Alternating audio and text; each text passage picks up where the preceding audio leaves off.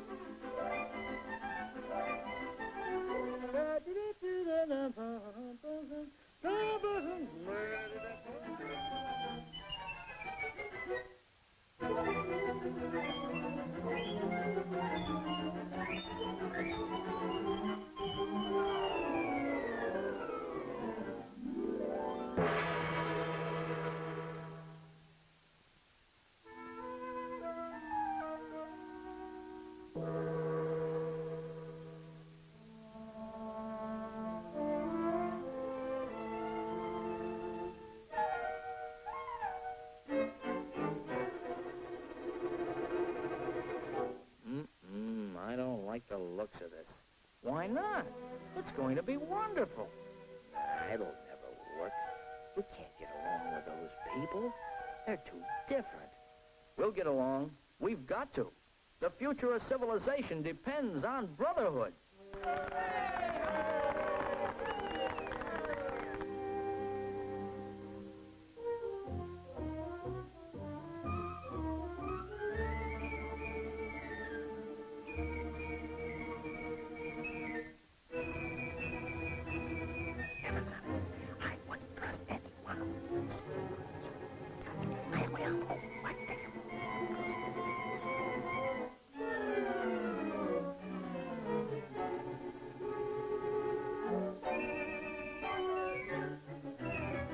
Wait a minute.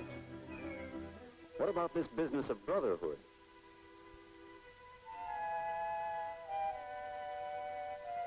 But we're all different. Are you? Let's take a look at the facts, right from the start. The first people on Earth knew only a very small section of it. They lived close together and looked alike. But pretty soon they started to spread out. And as they drifted further apart, little differences began to appear. Most of the people of the world kept the same in-between color as their ancestors, and still do. But three groups on the very edges of the world population developed distinct differences in color. These exceptional groups gave rise to our idea of three separate races of mankind. Well, there are other differences in people besides the skin color. Yes, you find all sorts of hair, eyes, nose shapes, and sizes. But you find these same differences within each group. It's only color and a few other frills that distinguish our three races: the Caucasian, the Negroid, and the Mongoloid. For example, there is no difference in physical strength.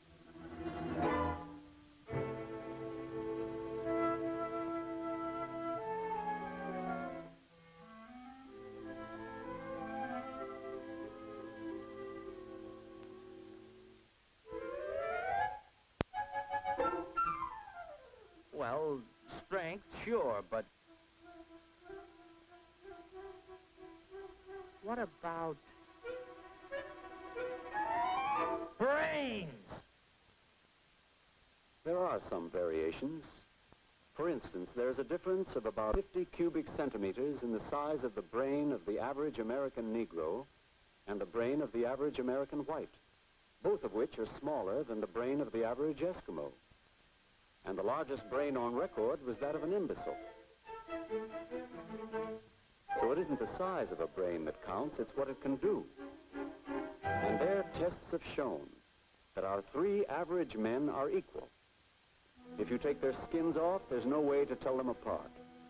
The heart, liver, lungs, blood, everything's the same. Everything's the same. Heart, liver, lungs, blood.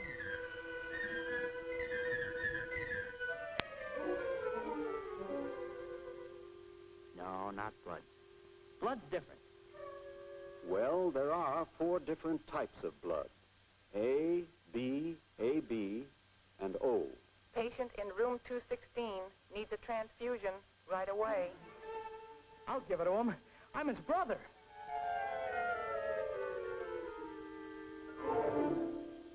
Stanley! He's dead!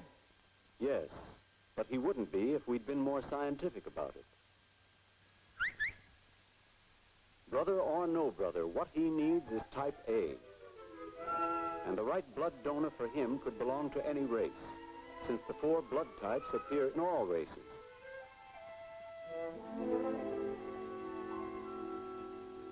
Say, we're not really so different at all. Like you say, it's just the frills.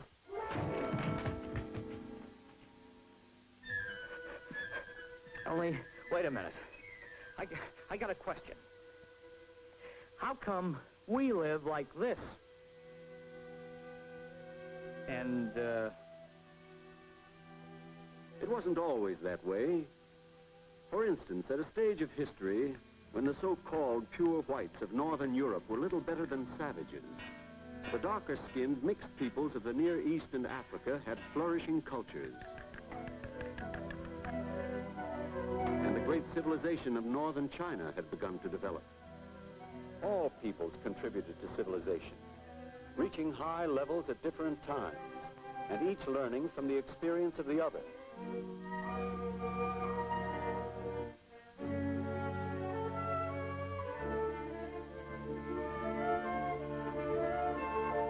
But there were certain basic ideas which were common to all branches of the human race. Belief in a supreme being, in the home, and the family. How civilized a person is depends on the surroundings in which he grows up. The differences in the way people behave are not inherited from their ancestors. They come from something called cultural experience or environment. Suppose you could somehow switch 2 newborn infants from entirely different backgrounds. They would not inherit their real parents' cultural experience or ideas or mechanical aptitudes. Those are things you acquire. got a match, Bud? I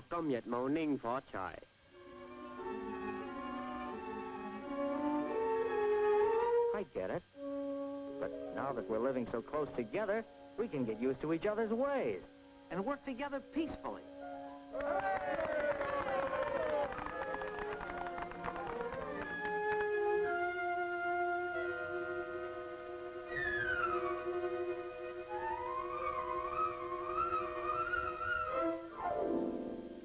All we need is a little real understanding and what I said before, brotherhood. Right. And we have to put those ideas into practice in certain very specific ways. We have to see to it that there's equal opportunity for everyone from the very beginning. An equal start in life. Equal chance for health and medical care. And a good education. An equal chance for a job. Then we can all go forward together.